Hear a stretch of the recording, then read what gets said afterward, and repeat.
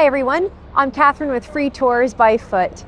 Every single year, people come from all over the world to ring in the new year in New York City. When most people think New Year's Eve in New York City, they of course think about going to the ball drop in Times Square, and that is definitely one of the most iconic things you can do that evening. But there are a lot of other ways to celebrate New Year's Eve in New York City. So in this video, we're going to talk through what some of them are and hopefully help you figure out the best way for you to ring in the new year.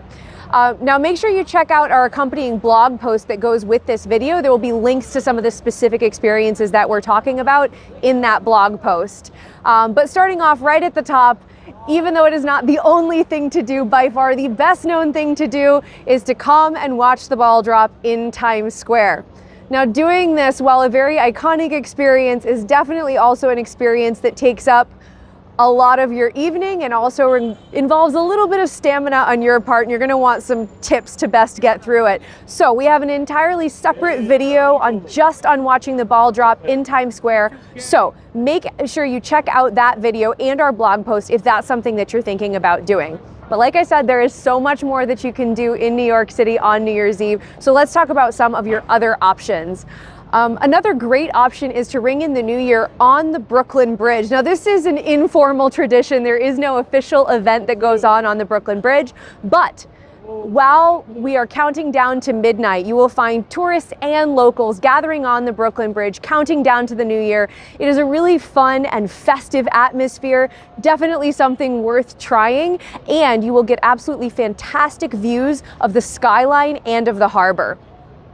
Something else you can do is consider taking a fireworks cruise. There are fireworks that go off right around midnight in New York City, and you can get some of the very best views of those fireworks from a fireworks cruise out in the harbor. Now, many of these cruises will include food, drinks. What you get included really depends on what you're willing to pay for those tickets, but they can be surprisingly good value for your money, so it's definitely something that is worth checking out.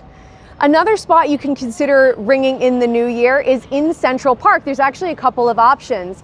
Central Park does fireworks every year right at midnight. Those fireworks are set off from Bow Bridge, which is really kind of right in the center of Central Park.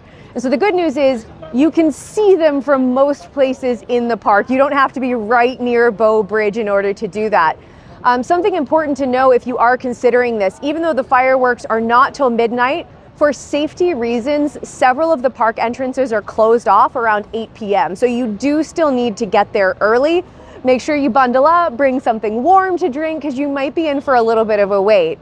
But speaking of Central Park, if you prefer a more active approach to New Year's Eve, something else you should look into is the Midnight Run. This is an annual 4-mile race that starts at midnight. You're running through Central Park. You have the fireworks going off. If you are a runner, or even if you're just sort of a runner and something you want to try a little bit different, it is a great option to consider. If you are interested in watching the ball drop, but you don't want to stand down in Times Square for hours and hours, something else you can look into is getting a hotel room with a view of the ball drop in Times Square.